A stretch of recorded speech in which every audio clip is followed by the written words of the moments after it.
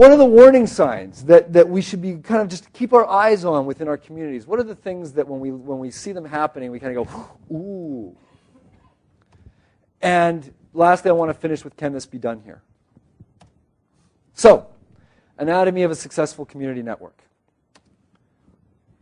I love that.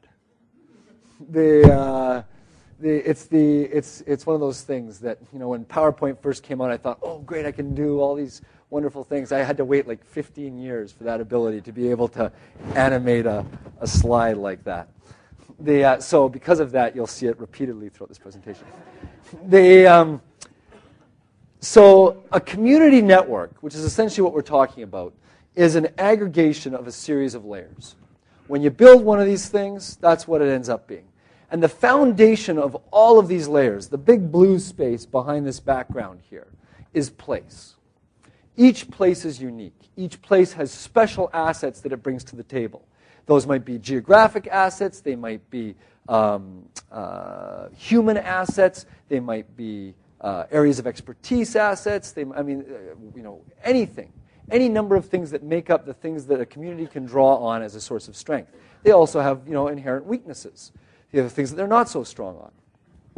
So you start from place, and then you begin to build from there, understanding what the assets are that you've got locally. Over and above that, your first layer in building a successful, intelligent community is making sure that you've got leadership. And this kind of leadership has to be kind of special. Obviously, you got to have some vision, in order to take things that way. But at that point, I want to start to be really careful, because sometimes with vision comes ego and some of these other things. And it's really important when we look at initiatives like this that work very, very well, the leaders are facilitative. They aren't there to impose their vision. What they do is they help to facilitate a common vision.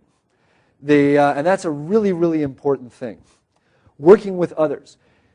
That you get a group of leaders that become, and again, not leaders as in, this is the way we're going forward, but more that concept of the servant leader. The leader that looks around and says, hey, listen, we could really help you, health community, if we were able to do this, don't you think? How can we help you here? How can we help you there? Don't you think, we're lacking in this service here? And working really as the concept of, hey, we have something that we can do to help you, we think.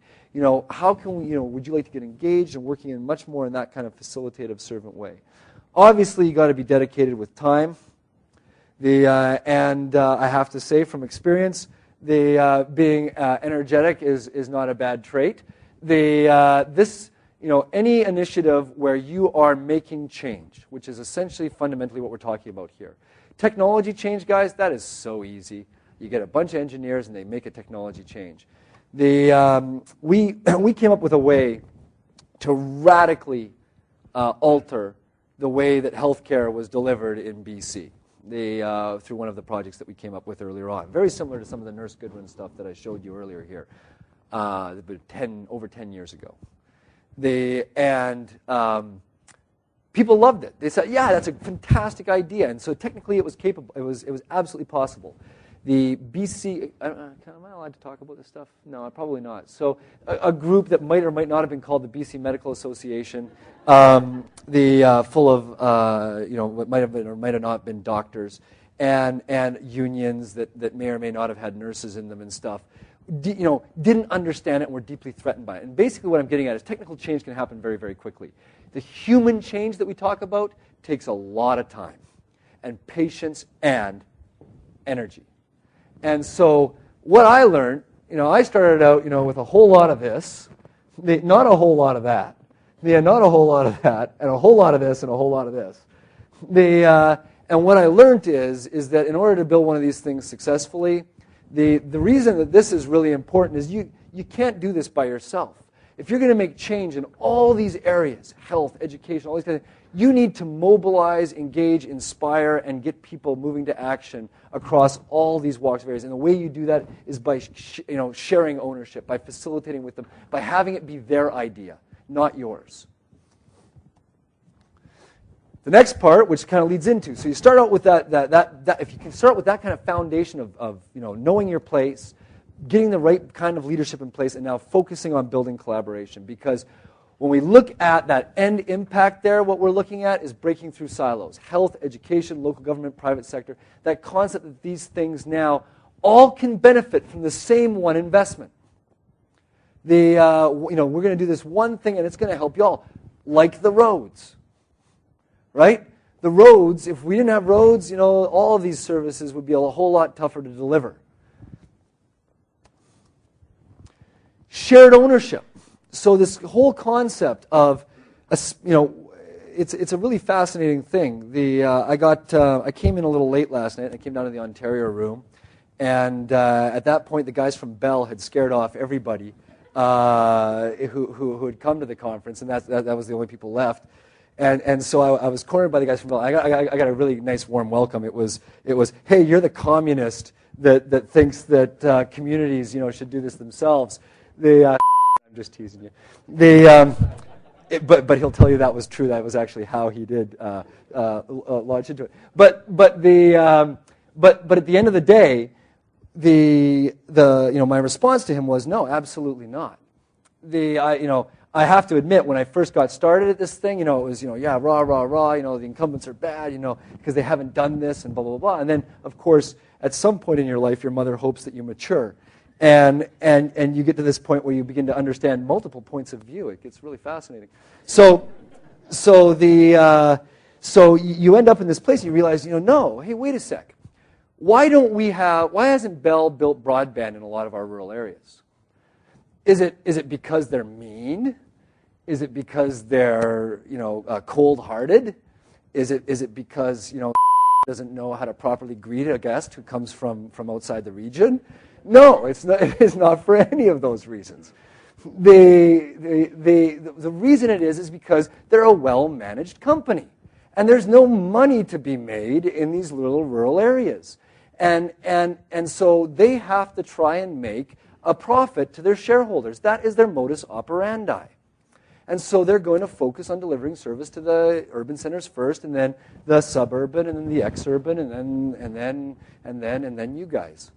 And so the concept isn't that they're bad. The concept is understanding what it is that they do and what it is that they want to do. And realizing that by themselves, they haven't fixed this problem today. You guys have a problem, and you're so passionate about it that 100 of you have traveled to Kingston to come and have, almost like a crisis session about riling the troops up to get something done.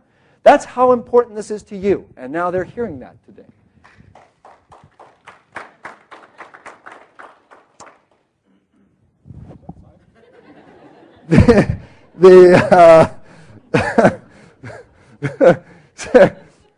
I can assure you that was started that clap. That's that on that side. That's what's happening there. So that's how important it is. Yet from their side, they're like, we're kind of stuck. We don't know what to do here.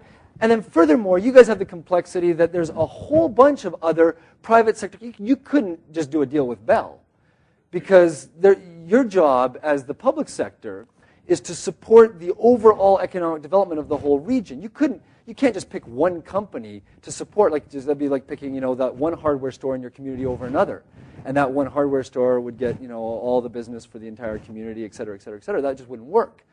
And so this concept of shared ownership, it's a shared problem. It's a shared problem between health, between education, between your citizens, between business, between everybody that we just showed there. That's why it affects everybody. Therefore, it's a shared problem between everybody.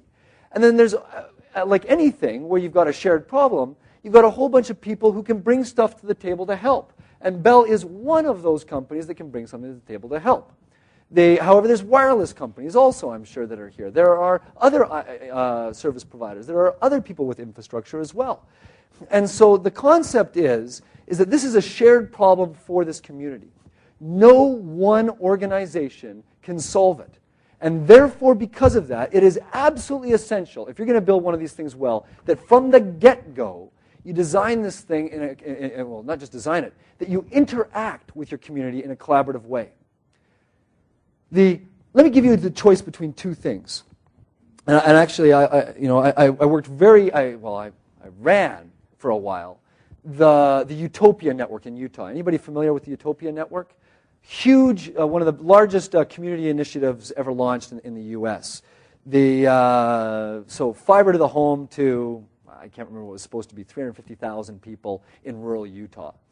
The big challenge there is government just decided that they were just going to do it.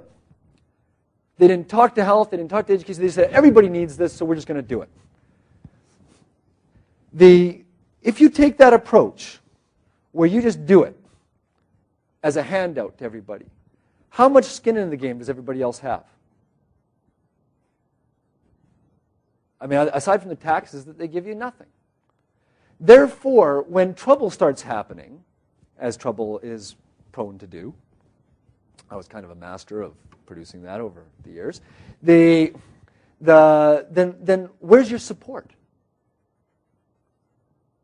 You don't have any. Now the IT guy at the hospital, who you could have had very excited about this, now IT guys and engineers and stuff, they have this thing, it's called not invented here think. And if it wasn't invented here, how good is it? Not so good. And so basically they'll look at you kind of askance and go, you want me to take your service? Well, I got my own network. I've been building my own network, and it's a really cool network, and it connects all these hospitals, and it does all this kind of stuff. And I know more about this stuff than your geek. And then the school geek does the same thing. And all of a sudden now, you've got, do you have a community network? No, you don't. A community, by definition, is a group of people banding together to work towards some kind of common good. You haven't banded anything together. All you've done is you've just built something in the hopes that people would use it. And so it's this concept, almost more than any, and these two together, are so fundamentally important to achieving that end goal. Because you alone can't change the healthcare system. You can't change education. You can't change all these things. But what you can do is you can be the people who seed those ideas. You can be the people who facilitate those ideas. You can be the people who inspire those ideas. You can be the people who... But the most important thing that you can do is make them their ideas. Because as soon as they're their ideas and they're empowered to participate, and then they put skin in the game, when there's trouble, who's going to be there beside you? Because it's their network now. They helped build that network, and so damn it, they're going to help defend it. And also, heck, they took their budget and they put it towards that thing this year. And so they're going to be there for the board meetings. They're going to be there for these things, and they're going to be marketing and driving that thing forward. The end result of this phase is you end up with something with really strong cross-sectoral governance. And that is fundamental, foundational to anything else you're going to build on top. If you build something on weak governance, I believe the phrase is, it's like building your house on sand. So now that you got that, you can begin to finance the thing. It's amazing how possible something becomes when you've got a whole bunch of people chipping in. If something were to cost you $2,000 a resident, just to you guys alone, that would seem like an awful lot of money. But now if you were to take that $2,000 per resident and you were to divide it 5, 10, 15, 20 ways, can the hydro company benefit from a network like this? Connecting to every home, being able to do maybe a remote meter reading, maybe even be able to turn off air conditioning units during peak power times, turn off water units during peak times, all these kind of things? Sure they can. What about police? What about fire?